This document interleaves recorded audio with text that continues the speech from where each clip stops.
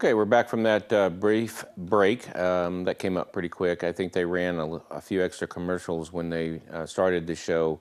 Kind of give me that buffer to get out of the office. I got back in town late last night and always have a busy day on Monday. But that being said, I don't know if Ray's still on the phone or around, but hopefully that answered your question. Yes, B12 does give people energy. It is a thing that is individualized. Some people feel it, some people don't. If you do get that one drop underneath the tongue, usually of that solution, a vitamin B12 solution, will help to bypass the liver and therefore increase your B12 levels. That being said, other water-soluble vitamins, you can take them all day long.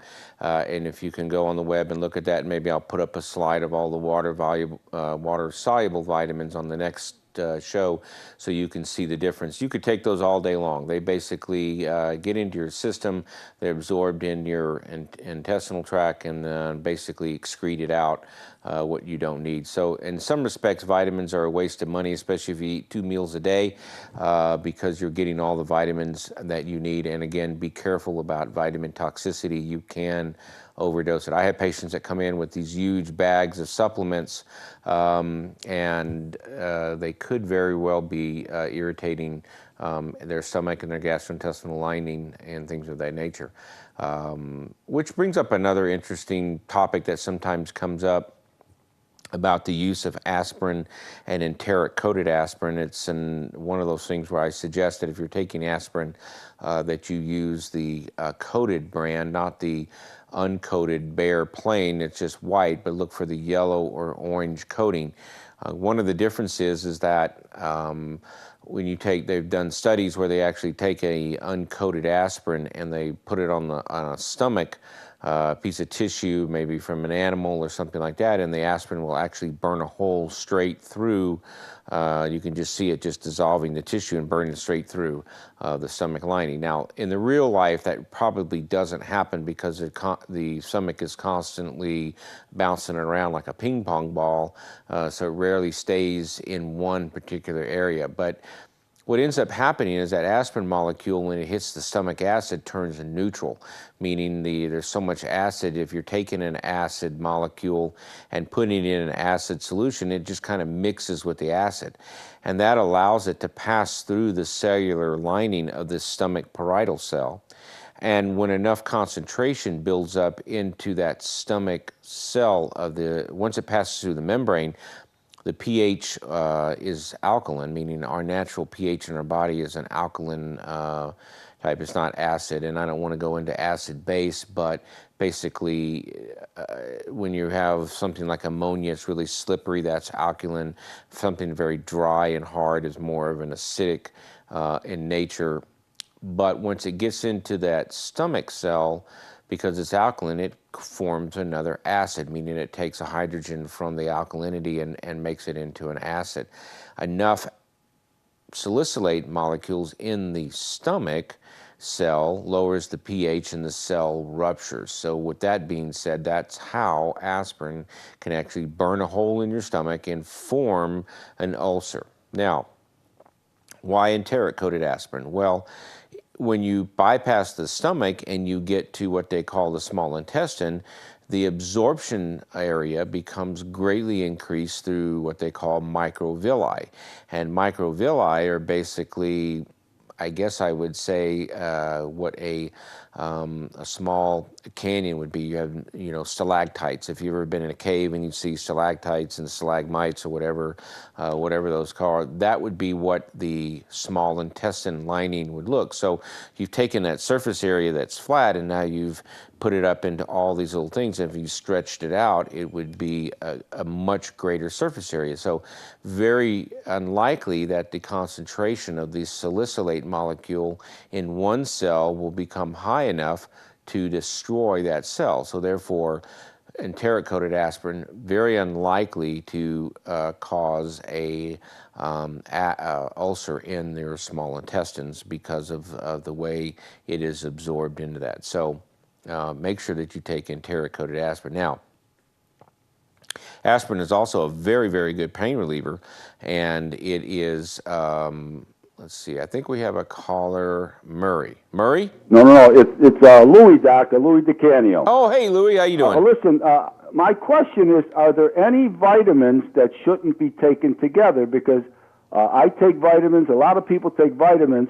Are there certain vitamins that shouldn't be taken, together that would cause a problem?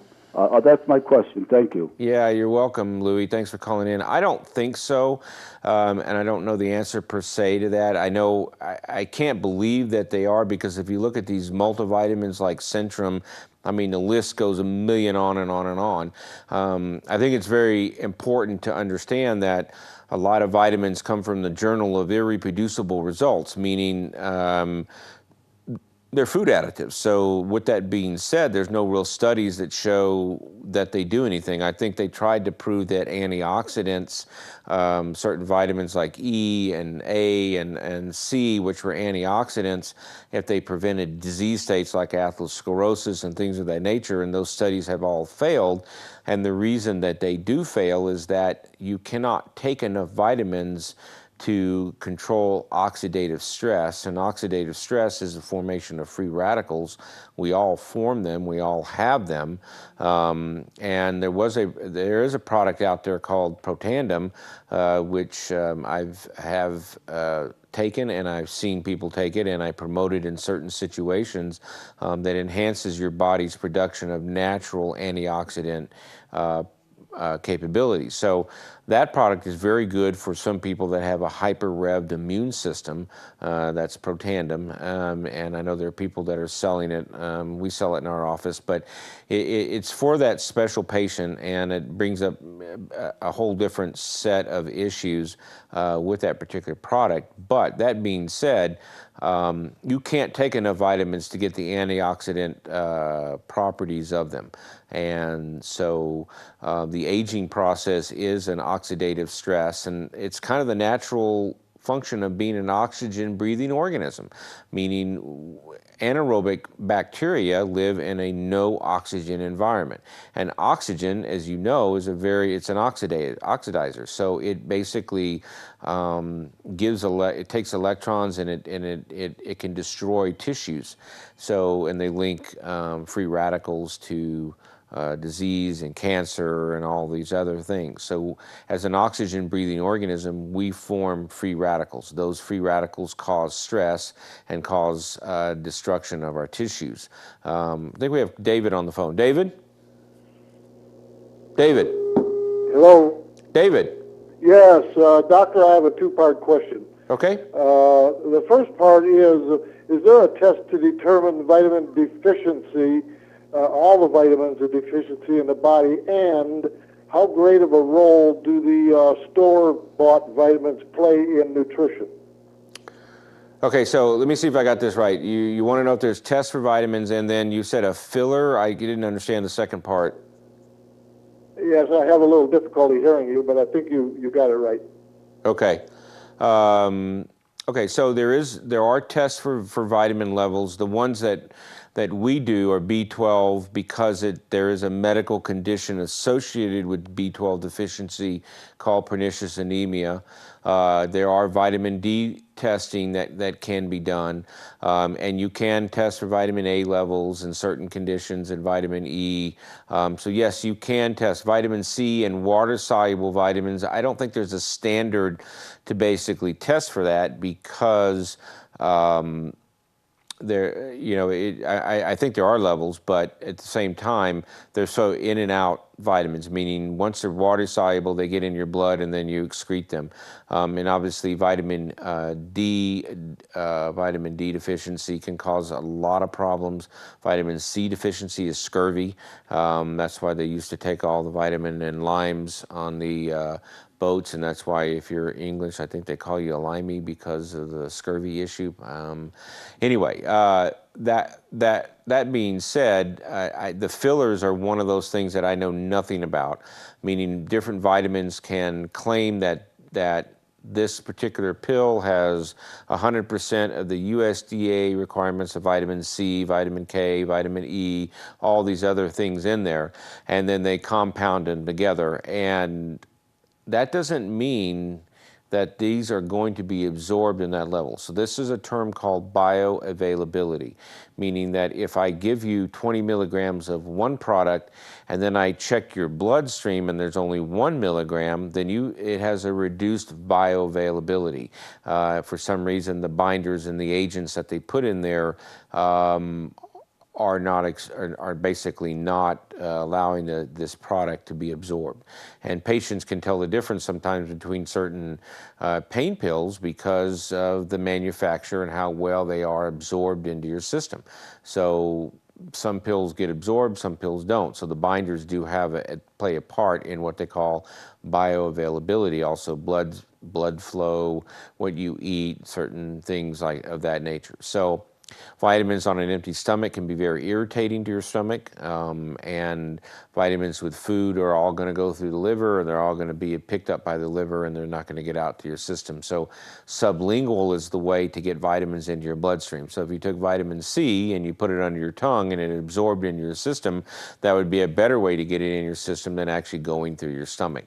And so who wants to leave a vitamin pill under their tongue for the rest of the day? But that would be the best way to get vitamin C into your system and all the other vitamins. So I hope that answered your question. And then again, back to the question about vitamins being taken together, I do not think there is a contraindication to that. I think the more vitamins they can put in one pill, the better they'll sell, whether or not you absorb them all. And I think you can tell because after you take a vitamin, your urine kind of turns really dark yellow because you've excreted everything that you just took in your mouth. So if I had any advice to patients that want vitamins, I'd say a multivitamin twice a week maybe would probably be more than enough to get what your body doesn't have, especially if you're eating 2 square meals a day. So as long as you're eating those meals, I think you're doing okay, and we're going to take a break and we'll be right back.